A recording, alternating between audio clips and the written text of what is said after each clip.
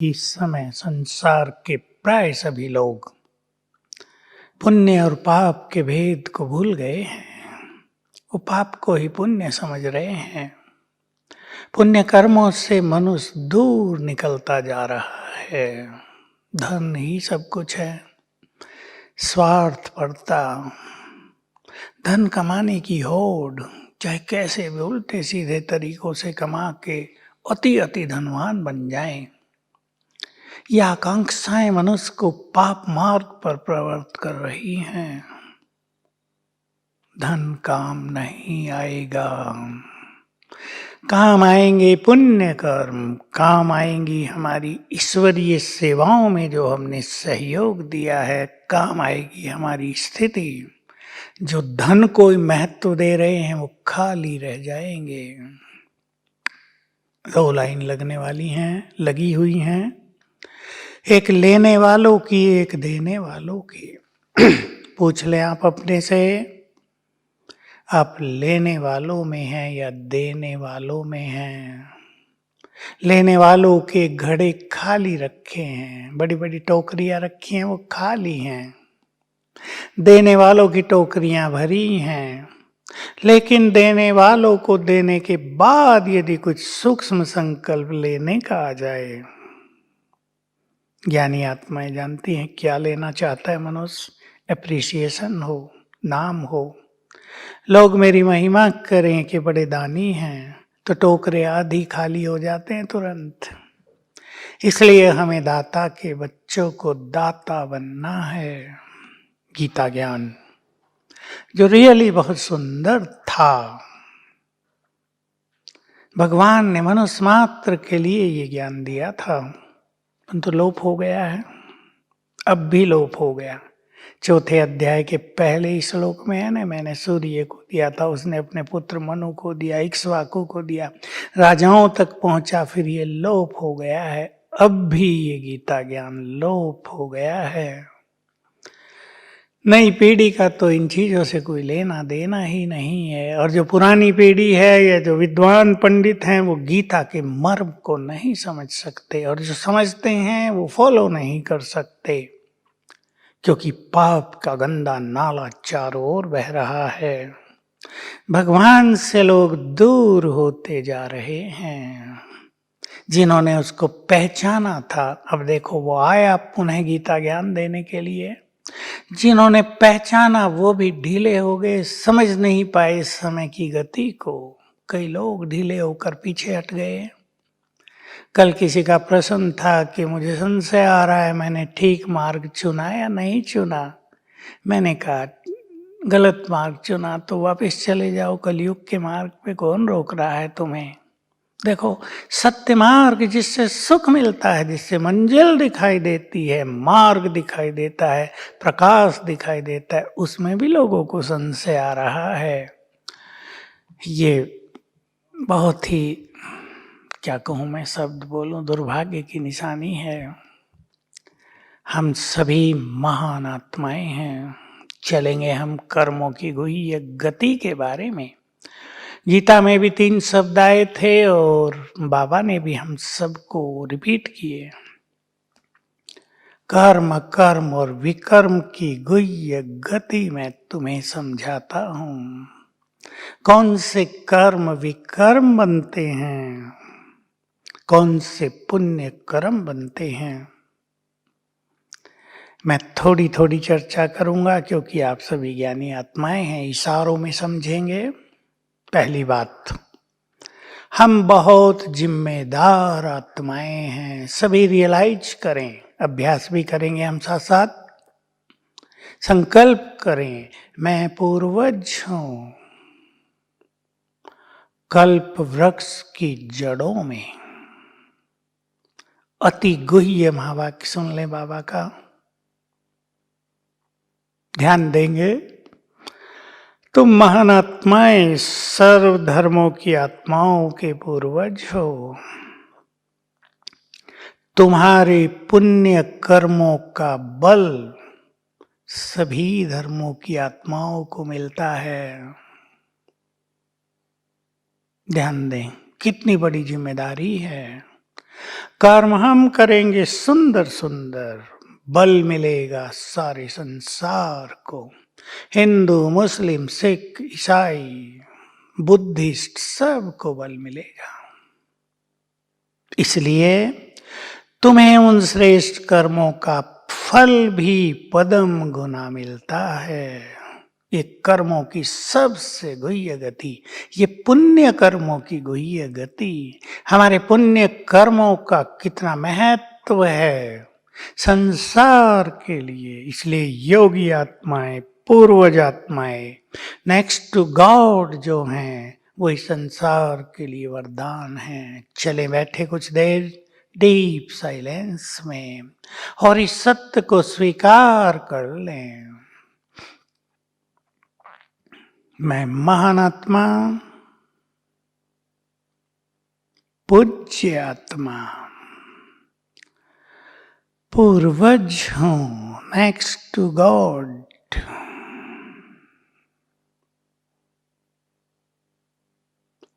कल्प वृक्ष की जड़ों में हूं। चित्र बनाए, बुद्धि में विजन बनाए, मेरे सिर के ऊपर ही कल्प वृक्ष खड़ा है।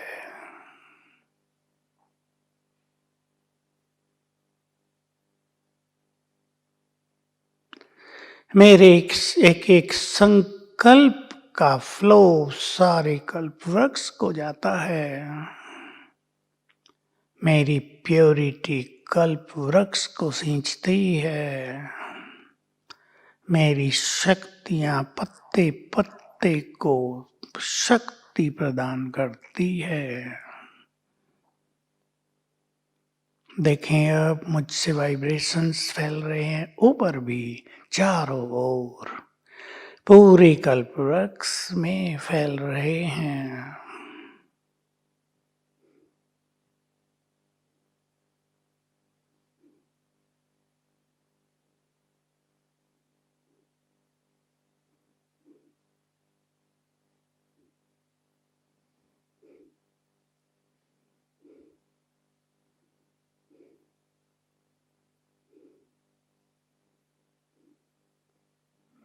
स्वीकार कर लें, हम बहुत रिस्पॉन्सिबल हैं। भगवान ने बहुत बड़ा काम दे दिया है विश्व कल्याण का। इस सत्य को सभी महान आत्माएं स्वीकार कर लें। हमारे एक एक श्रेष्ठ संकल्प का प्रभाव सारे संसार पर पड़ता है। इसलिए हमारे संकल्प साधारण न हो।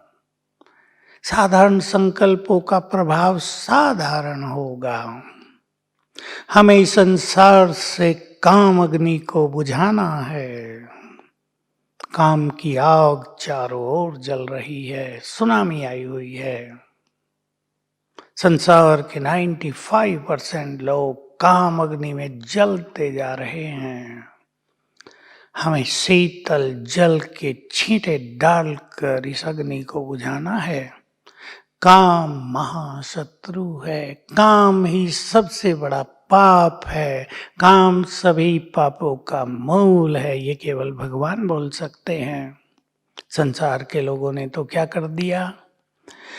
विदेशों में बड़े बड़े मनोवैज्ञानिक हुए, रिसर्च स्कॉलर्स हुए और काम वासना को छुट्टी दे दी। मेडिकल वालों ने भी काम वासना पर प्रतिबंध नहीं लगाया। अब कहते हैं इम्यूनिटी इनकी कम है, वो अपनी बढ़ाएं। जो विकारों में बहुत रहे हैं, विषय वासनाओं में रहे हैं, उनकी सारी इम्यूनिटी नष्ट हो गई है। पवित्रता परम आवश्यक है। गीता के 3 अध्याय में शुरू में ही है। अर्जुन पूछता है, भगवान, मनुष्य न चाहते भी पाप कर्म करने के लिए क्यों विवश हो जाता है? इसका बीज क्या है? उत्तर दिया, काम ही सभी पापों का मूल है। लोगों ने समझ में नहीं आया तो काम की व्याख्या कामनाओं के रूप में कर दी, एक्सपेक्टेशंस, इच्छाएं। नहीं, गलत। काम वासना इसका मूल है। काम से क्रोध की उत्पत्ति होती है, इससे लोभ बढ़ता है, इससे देह अभिमान के कारण मोह बढ़ता है, इससे अभिमान बढ़ता है और इन सभी विकारों के वश किए गए कर्म पाप कर्म बन जाते हैं। समझ लें अच्छी तरह, यदि हम सुखी नहीं हैं तो हमने सुख नहीं दिया दूसरों को। यदि हमें विघ्न समस्याएं और बीमारियां घेरती चली जा रही हैं तो विकर्मों का खाता थोड़ा बढ़ा हुआ है। यदि परिवारों में सुख शांति प्रेम नहीं है, लड़ाई झगड़ा है, तो ये भी कर्मों के बुरे खाते का ही परिणाम है। क्योंकि विकारों से विकर्म होते हैं और विकर्म होने के बाद विकार और बढ़ जाते हैं, क्रोध बढ़ जाता है, अभिमान बढ़ जाता है, बोल कड़वे हो जाते हैं मनुष्य के। तो हम सभी सबसे पहले इस काम महाशत्रु को जीते। ब्राह्मण बहुत सारे जीत चुके हैं, जो जीत चुके हैं वो भगवान की नजरों में हैं, वो इस सृष्टि के लिए श्रृंगार हैं, वो पवित्रता की देवियां हैं, पवित्रता के फरिश्ते हैं। और जो भी संघर्ष कर रहे हैं, उथल पुथल में हैं, कभी हार कभी जीत, उनके पुण्य भी होते हैं और पाप भी हो जाते हैं, बैलेंस बराबर रह जाता है। अब हम जानते हैं सबको पावन बनकर घर जाना है। भगवान के महावाक्य हम सबने सुने हुए हैं, तुम नहीं बनोगे तो मैं तुम्हें बनाऊंगा। समय की मार इतनी भयानक होगी कि वासनाएं दबकर नष्ट हो जाएंगी। सोच लो, किसी विषयी मनुष्य के सामने 100 डेड बॉडी पड़े हों जिसमें उसके अपने भी पड़े हों, तो क्या वो विषय भोग की तरफ आकर्षित होगा? इसे इन्होंने जा रहे हैं। सबको विषय वासनाओं से वैराग्य हो जाएगा। इस संसार में पहले स्पिरिचुअल रिवॉल्यूशन होगा, रूहानी क्रांति, और फिर होगी प्योरिटी की क्रांति। संसार का हर प्राणी अपने मूल स्वरूप में आ जाएगा, पवित्र बन जाएगा। तब सब आत्माएं मुक्ति धाम को, ब्रह्मलोक को, मुक्ति की स्थिति को वापिस पहुंचेंगी। तो इस काम महाशत्रु को हमें जीतना है। सुख देना सबसे बड़ा पुण्य, दुखियों के दुख हर लेना, असहायों को मदद देना बहुत बड़ा पुण्य है। तो हमें पुण्य कर्मों को बढ़ाना है, सुख दें। और सबसे बड़ा पुण्य कर्म है इस समय, भगवान जो इस सृष्टि को पुण्य आत्माओं की भूमि बनाने आया है, भारत को महान तीर्थ बनाने आया है, इसे जगत गुरु की उपाधि दिलाने आया है, फिर से यहाँ राम राज की स्थापना करने आया है, ये लोग मनुष्य नहीं जानते। उसके कार्यों में सहयोग देना सबसे बड़ा पुण्य। बाबा ने तो स्पष्ट कर दिया, जिन्होंने भगवान के कार्यों में सहयोग दिया है, ज्ञान में न भी चले हों, प्रकृति विनाश काल में उन्हें भी मदद करेगी। और जिन्होंने पवित्रता के वाइब्रेशंस प्रकृति को दिए हैं, जिन्होंने भगवान के कार्य को अपना कार्य समझकर उसे पूर्ण किया है, वो तो भाग्य के धनी हो जाएंगे। कुछ लोगों ने यज्ञ में बाधाएं भी डाली, तेरे मेरे में भी बहुत लोग रहे, ये भी पाप कर्म हो गया। कुछ लोगों को राह सेवा करके मैंने किया, मैंने इतना धन दिया, मैंने ये सेंटर बना कर दिया, मैं उनकी स्थिति तो बकरी की समान ही रह जाएगी। मैं ही करते रहेंगे। और बकरी का क्या हाल होता है, वो तो बेचारी अंत में मर जाती है, भोजन बन जाती है। ऐसी आत्माएं विकाल का भोजन बन जाएंगी। इसलिए हमें पुण्य आत्माएं बनना है। जो मनुष्य, अब गहराई की बात सुन लें, जो मनुष्य अच्छे कर्म निष्काम भाव से करता है, उसका पुण्य हजारों गुना बड़ा जमा हो जाता है। और जो मनुष्य पुण्य कर्म करते हुए ये इच्छा रखता है कि मेरा नाम दुनिया में हो जाए, मुझे लोग सोशल वर्कर मानने लगे, मेरी महिमा होने लगे चारों ओर, उसके पुण्य तो आधे तो तुरंत समाप्त हो जाते हैं। पहले धर्मशालाएं बनती थी, अब तो धर्मशालाओं का फैशन चला गया। लोग अपना नाम लिखवा देते थे, नाम लिखते ही आधा पुण्य समाप्त, अखबारों में डलवा दिया और पुण्य समाप्त। हॉस्पिटल खोलते हैं बड़े बड़े, सोशल वर्क के नाम पर कमाई बहुत ज्यादा करते हैं, गरीबों पर दया नहीं करते। दाम रहता है ये फलाने का हॉस्पिटल है, सोशल वर्कर है ये व्यक्ति बहुत बड़ा।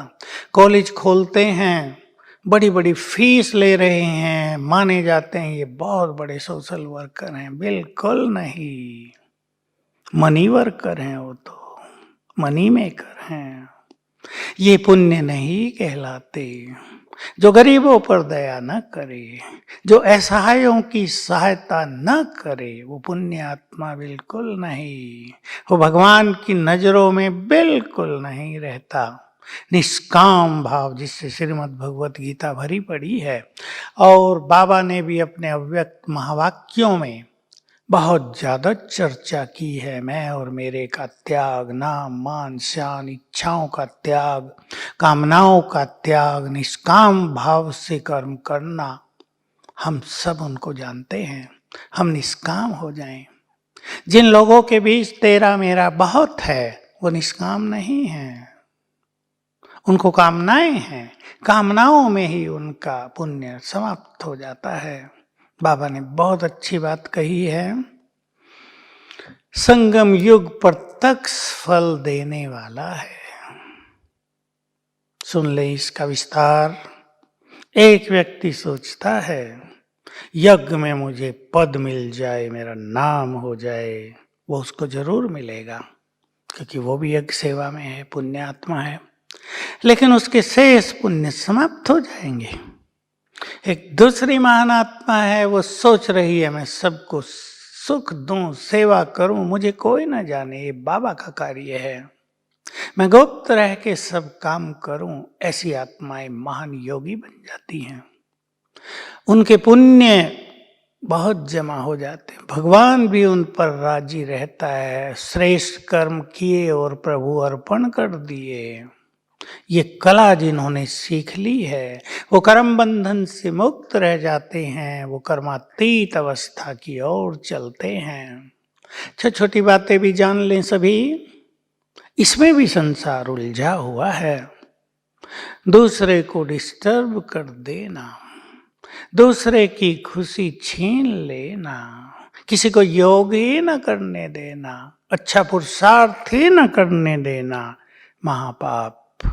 ऐसी आत्माओं की बद्दुआएं बहुत मिलती हैं दुनिया में। आप देखो, दो भाई हैं, उनकी शादियां हो गई।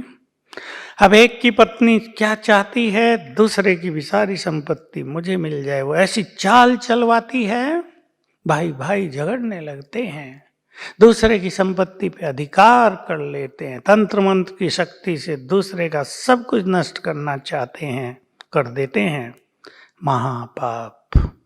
याद रखेंगे, समझदार व्यक्तियों को कभी नहीं भूलना चाहिए, जो कर्म हम दूसरों के लिए कर रहे हैं वही हमारे लिए भी होगा। आपकी नजर दूसरों की संपत्ति पर है, वो आपने छीन ली है, समय आपसे भी वो सब कुछ छीन लेगा। वो संपदा आपको और आपके बच्चों को काम नहीं आएंगे। आपके बच्चे गलत मार्ग पर जाकर आपके नाक में दम कर देंगे। यही कर्मों की गति है। और जो लोग ईमानदार हैं, सभी ऐसे नहीं हैं, आधे लोग ईमानदार हैं। भाई तुम्हारा हिस्सा तुम्हारा, तुम्हारे बच्चे भी सुखी रहे, तुम्हारा परिवार भी सुखी रहे। तो परिवारों में कितना प्यार रहता है। मैं कहानी सुनाया करता हूँ, आपको भी सुना देता हूँ। सच्ची इवेंट है ये। महाराष्ट्र की एक माता ने स्वयं आकर मुझे सुनाई। हमारे पति दो भाई, बड़ा भाई मालिक था, तेज भी था थोड़ा। मेरा पति यानी जिसकी ये युगल है, वो थोड़ा भोला भाला। बंटवारा होने लगा। बड़े ने अच्छी दुकान जो शहर के बीच में थी, बहुत चलती थी, वो खुद ली। हमें साधारण दुकान दी किनारे वाली। ज्यादा माल खुद लिया, हमें बहुत कम दिया। हमारे बच्चे बहुत नाराज हुए, बड़े हो गए थे 15-17 साल के। मैंने अपने बच्चों को एक सुंदर बात कही, वो मैं अभी कुछ देर के बाद सुनाता हूं। समय का खेल बदला, उसकी सुंदर दुकान चलनी बंद हुई, इनकी साधारण दुकान तेज चली। वो कर्जदार हो गया, ये धनवान हो गए 3 साल में। 3 साल के बाद वो बड़ा भाई फिर इनके पास आया। बच्चे तो नाराज हुए बहुत कि इसको आने नहीं देना है हमारा अंकल, ये तो दुष्ट आत्मा है, 3 साल तक हमें पूछा नहीं, इसको आने नहीं देंगे। लेकिन ये बहन, मैं ऐसी बहनों को देवी कहता हूँ, कहा नहीं हैं तो हमारे ही, देखो हमें भगवान ने सब कुछ दिया, आओ क्या चाहिए, मुझे 5 लाख रुपए चाहिए, कर्ज हो गया है, मदद करो। बच्चे तो बिल्कुल एंटी थे, लेकिन इसने फिर कहा नहीं, दो इसको, जो द्वार पर आ गया है उसको खाली हाथ नहीं भेजना है। दिया, इनका बढ़ता गया। इसने अपने बच्चों को क्या कहा था 3 साल पहले? इसने कहा था, उसने संपत्ति तो ज्यादा ले ली, हमारे हिस्से में तो स्वयं भगवान भाग्य विधाता है। देख लो, जिसके हिस्से में भगवान, उसका भाग्य का सूर्य चमकने लगा। जिसके हिस्से में धन संपदा ज्यादा थी, उसका भाग्य का सूर्य डूबने लगा था। ये कर्मों की गुह्य गति है, सावधान रहें। मैं समझ देना चाहता हूं, सारे संसार को देना चाहता हूं। ये तामसिकता, ये बुरे विचार, ये दूसरों पर कड़वी नजर, कटु दृष्टि विनाशकारी है। लोग पूछते हैं ये सब क्यों हो रहा है दुनिया में, हाहाकार हो गया है, दुख बढ़ गया है। इस सब का कारण बढ़ा हुआ पाप ही है। ये पाप की सजा है, ये गुह्य गति है। जो कुछ इस सृष्टि पर होता है, जो होगा, जो हो गया है, वो मनुष्य के कर्मों का ही फल है। इसलिए मैंने कुछ छोटी बातें कही। अपने साथियों को डिस्टर्ब करना सूक्ष्म पाप, अपने व्यवहार से किसी की खुशी छीन लेना सूक्ष्म पाप, डिस्टरबेंस कर देना, पुरुषार्थ न करने देना। कोई व्यक्ति अपना जीवन समर्पित करके आपके पास आया है, उसको आगे न बढ़ने देना सूक्ष्म पाप। पाप को भी रोक देगा, और ये पाप जब सामने आएगा, सजाएं मिलेंगी 100 गुनी।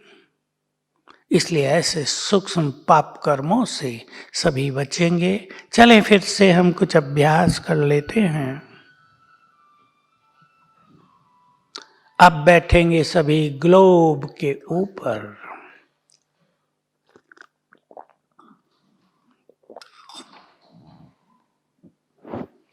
बैठे ग्लोब के ऊपर। मैं फरिश्ता, विश्व कल्याणकारी,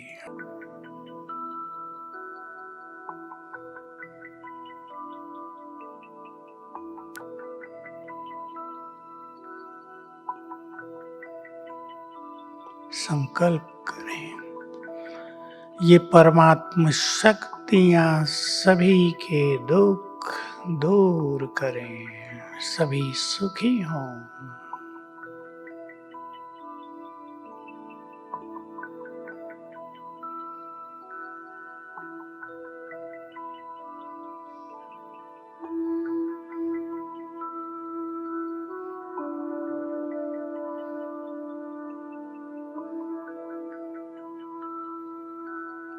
ओम शांति।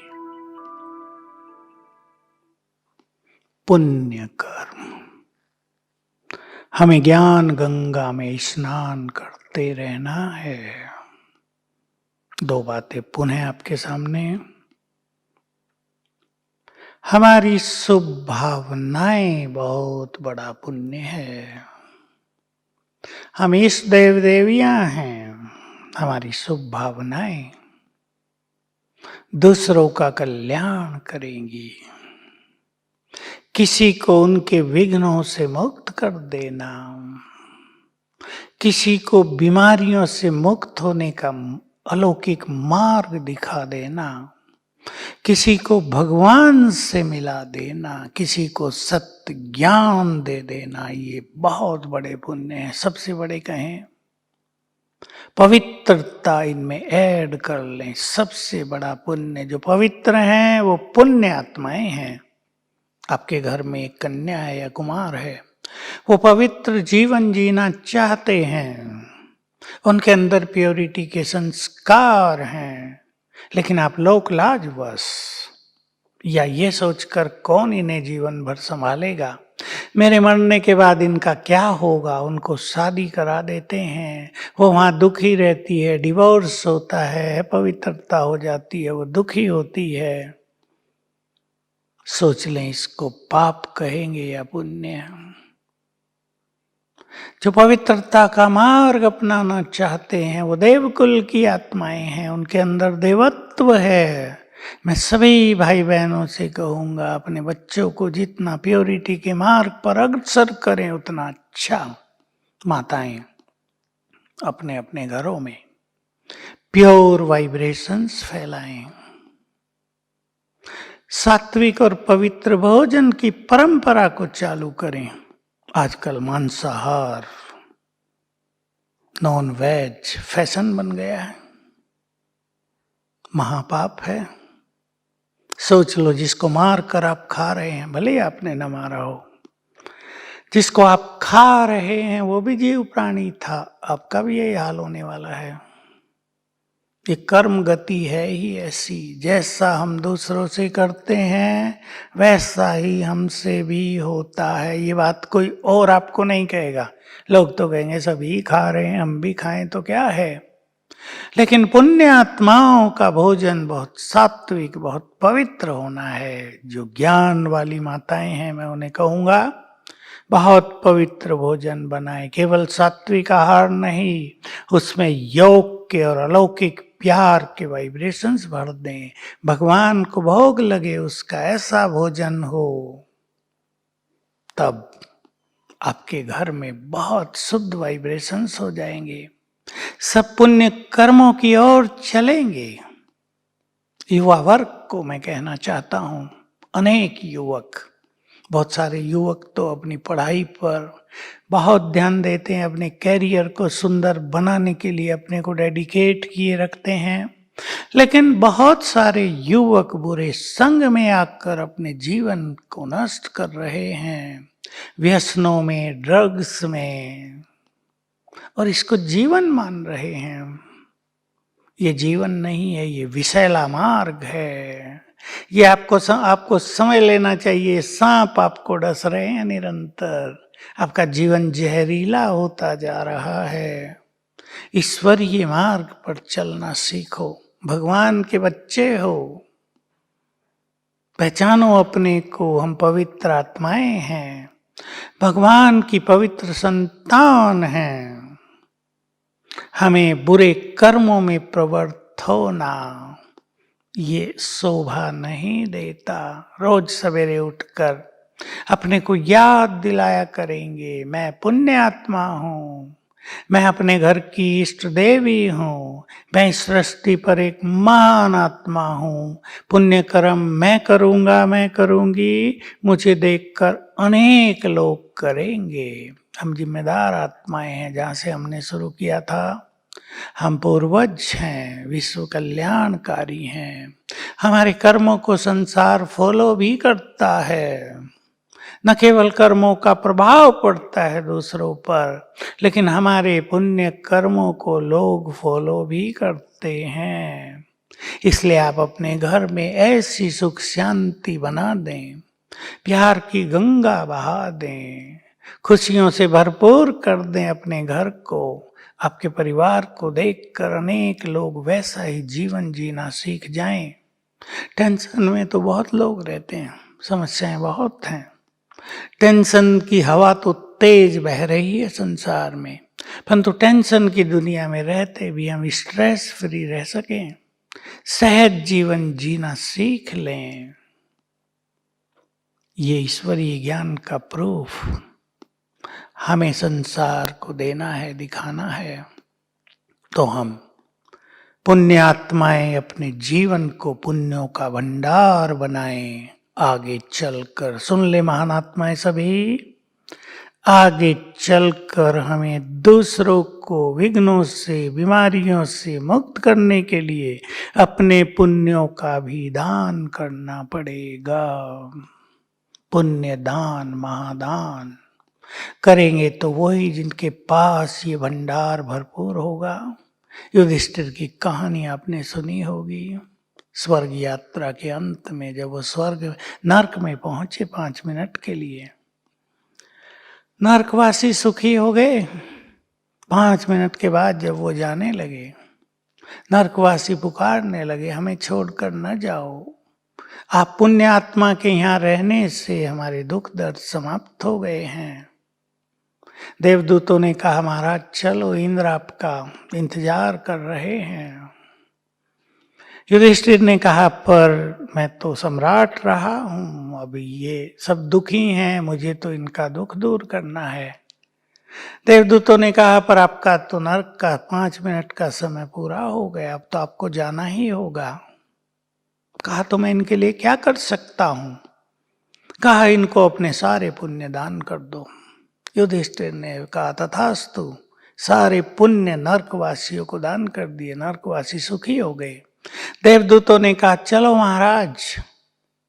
युधिष्ठिर ने कहा, अब तो पुण्य ही नहीं रहे, मैं कहां जाऊंगा? कहा, आपने अपने पुण्य दान कर दिए ना, तो आपका पुण्यों का खाता डबल हो गया है। चलो, ये कोई ये गति है कर्मों की। हम खुशियां बांटें, बहुत खुश रहेंगे। सुख दें, सुखों के भंडार बन जाएंगे। दुख देंगे तो दुखों से बच नहीं पाएंगे। दूसरों को कष्ट पहुंचाएंगे, हमें भी बहुत कष्ट प्राप्त हो जाएंगे। अब ये सुंदर समय, जबकि भगवान स्वयं इस सृष्टि पर अपने दिव्य कार्य कर रहे हैं और ये परिवर्तन की प्रक्रिया प्रारंभ हो गई है। 2030 तक बहुत सारे इवेंट हम देखेंगे।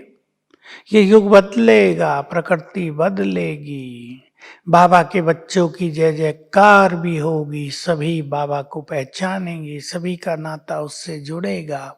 अब ये बहुत बड़ा रोल हमारे सम्मुख अराउंड 2025 चालू हो जाएगा, पहले भी चालू हो सकता है, क्योंकि ब्राह्मणों में जो बहुत महान योगी हैं, गुप्त हैं, वो प्रत्यक्ष कम होते हैं, वो दिखावा कम करते हैं। जो बहुत पुण्य आत्माएं हैं, जिन्होंने भगवान के कार्यों को सफल किया है, जिनकी प्योरिटी बहुत बढ़ी चढ़ी है, उनके द्वारा साक्षात्कार होंगे। वही संसार में भगवान को प्रख्यात करने वाले हो जाएंगे, वो नाम रोशन करने वाले हो जाएंगे, उनके ही मंदिर बनेंगे। वही कोई इष्ट देवी रूप में प्रख्यात होगी, कोई गणेश के रूप में। लोग कईयों को तो साकार सृष्टि के भगवान ही कहेंगे। तो सुंदर समय ब्राह्मण आत्माओं के लिए आ रहा है, हम अपने को चेक कर लें। चलो, इससे पहले फिर से एक और बात करने से पहले हम फिर से 3 मिनट योग अभ्यास करेंगे। अब सभी चलेंगे परम धाम। मैं आत्मा देह से न्यारी होकर अपनी किरणें चारों ओर फैलाते हुए और चली अपने धाम।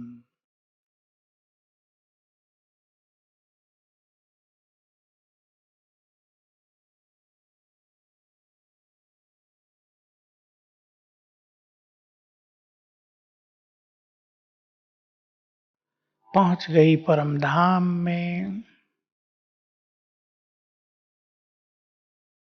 यहाँ शांति के सागर के, शांति के वाइब्रेशंस चारों ओर फैले हैं।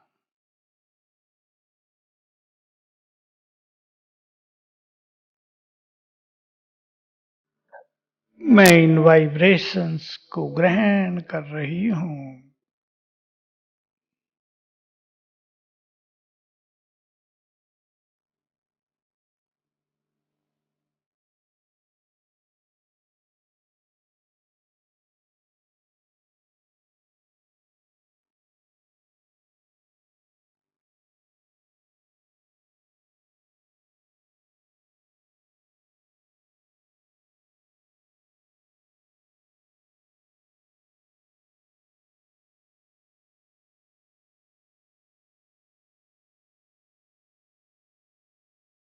ऊपर सर्वशक्तिवान ज्ञान सूर्य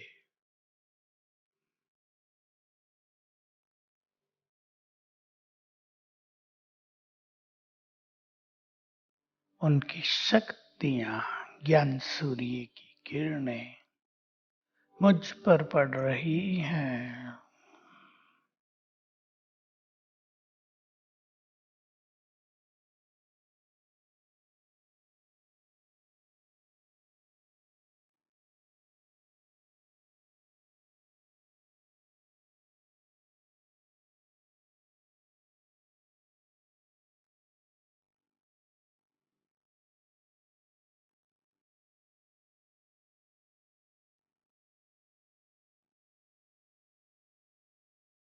मैं आत्मा वापिस अपनी भ्रकुटी की कुटिया में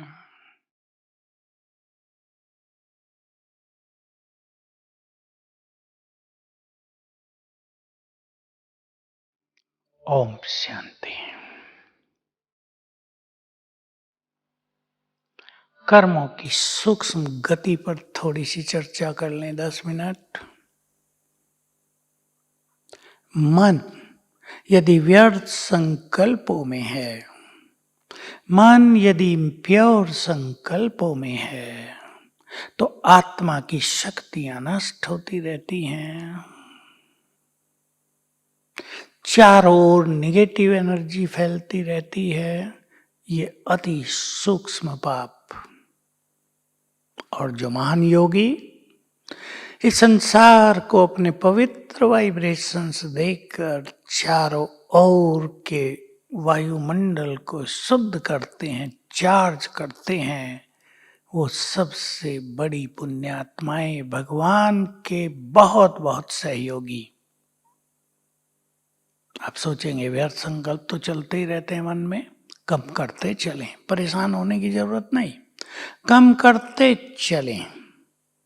क्योंकि मन के संकल्प यदि कर्मों में नहीं आते तो वो बड़ा पाप नहीं होता, लेकिन सूक्ष्म पाप होता रहता है। पाप को हम इस तरह भी डिफाइन कर सकते हैं, वे कर्म जो मनुष्य आत्मा की एनर्जी को डाउन करें, मन की शक्तियों को कमजोर करें, वो पाप कर्म हैं। हम दुआएं दें, बहुत बड़ा पुण्य। बद दुआएं न देनी है न लेनी है, वो पाप के खाते में जाएगा। बुद्धि, बुद्धि के द्वारा ही मनुष्य कर्मों का निर्णय करता है, ये करूं या ये न करूं। बुद्धि में ईश्वरीय विवेक भरे। इस समय भगवान सद्विवेक, डिवाइन इंटेलेक्ट, डिवाइन विजडम प्रदान कर रहा है, उसको भरें।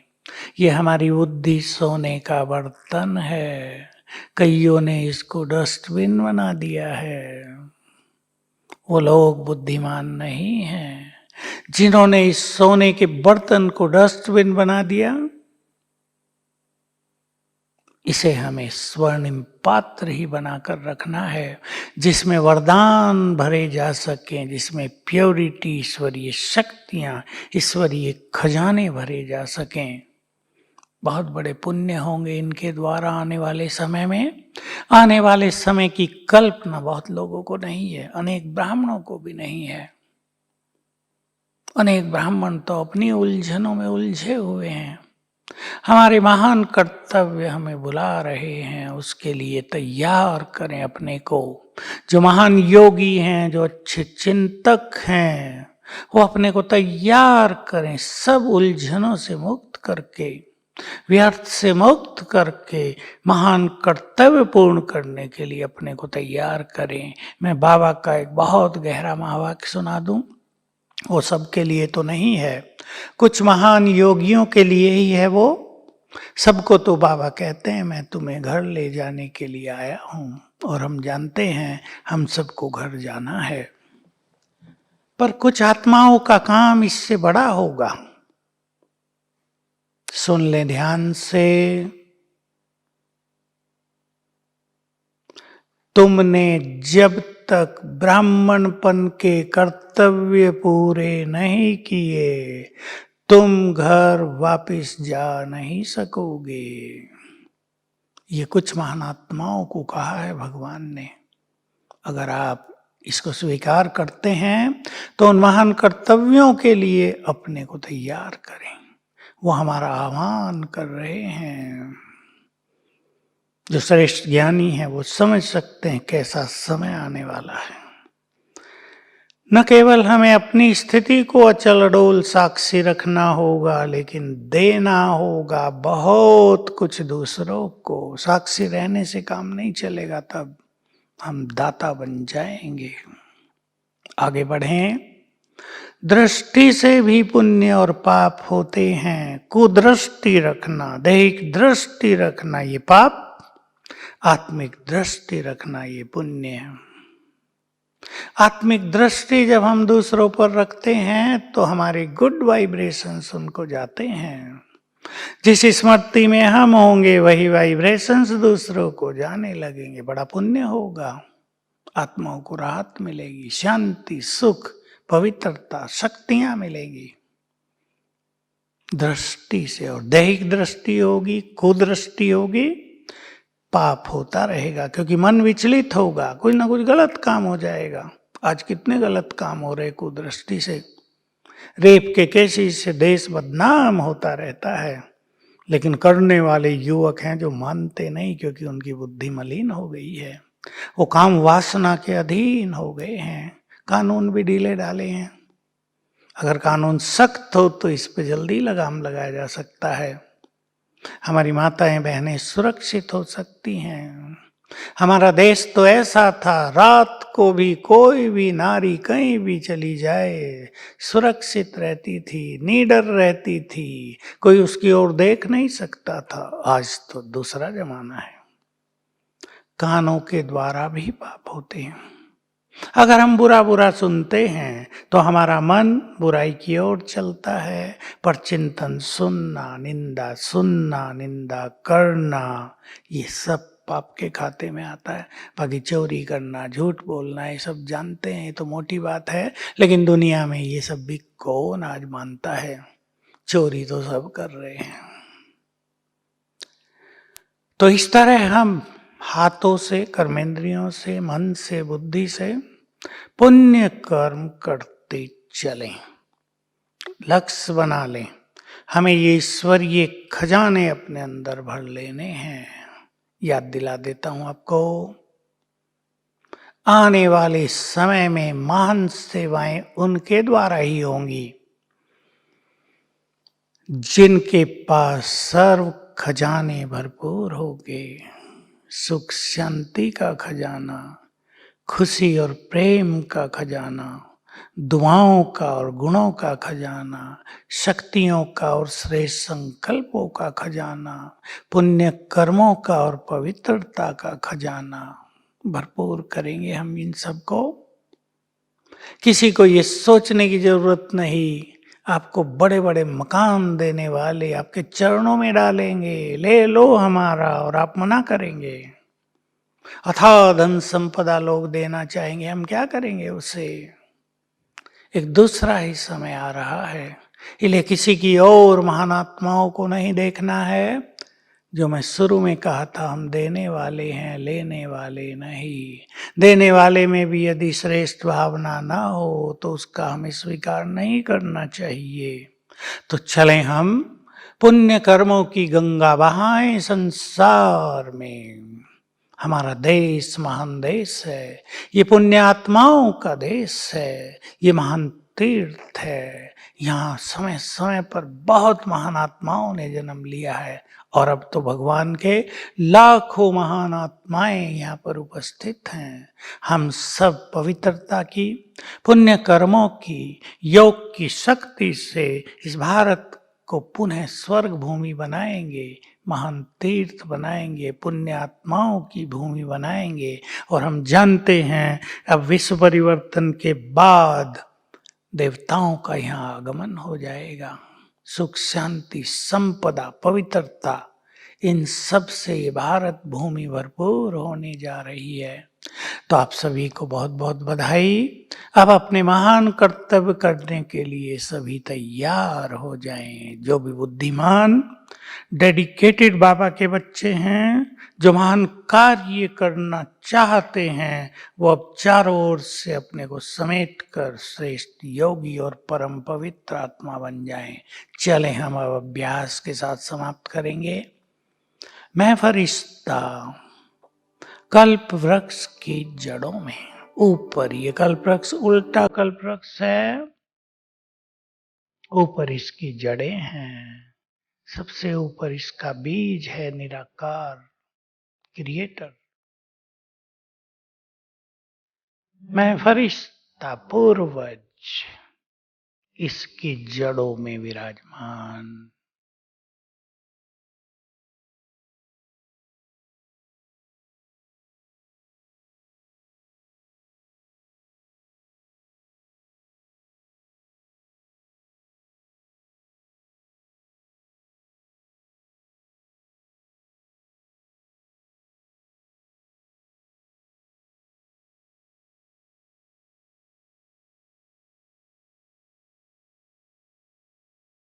ऊपर से परम पिता शिव बाबा की किरणें मुझ पर पड़ रही हैं। परमात्मा शक्तियां मुझ में समा रही हैं।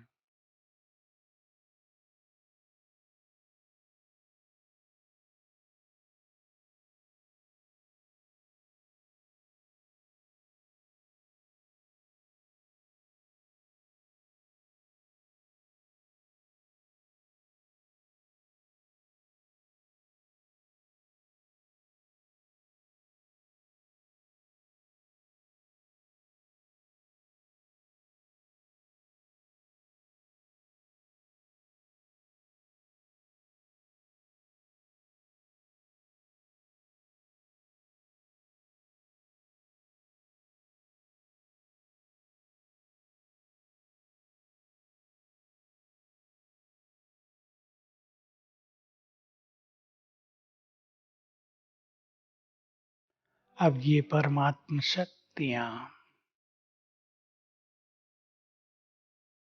मुझसे नीचे पूरे कल्प वृक्ष में फैल रही हैं, सभी धर्मों की शाखाओं में पहुंच रही हैं।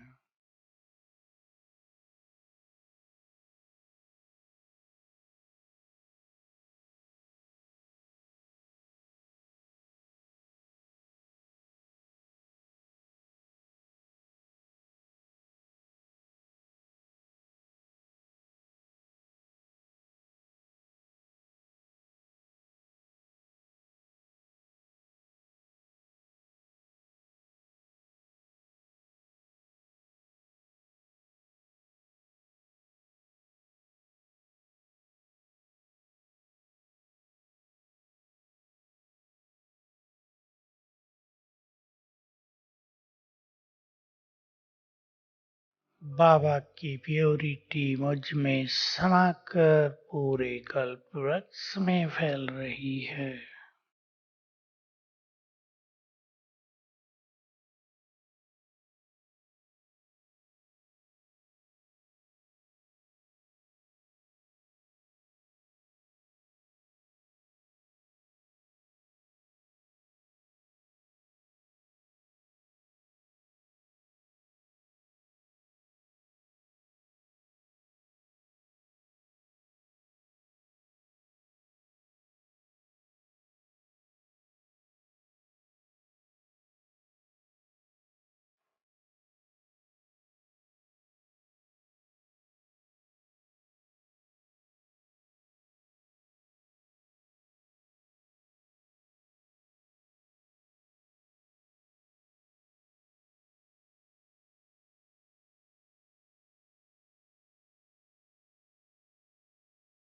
मैं फरिश्ता, बाप समान, इस धरा के कल्याण के लिए अवतरित हुआ। बाबा मेरे सिर पर छत्र छाया है। सभी अभ्यास करते रहना। ओम शांति। सभी को बहुत बहुत शुक्रिया। आप भी अपनी शुक्रिया प्रेषित करते होंगे मुझे। आपकी शुक्रिया मैं वैसे ही स्वीकार कर लेता हूं, पर शुक्रिया आप सबको जिन्होंने ये सुंदर सेवा का मौका दिया। Thank you very much. Om Shanti.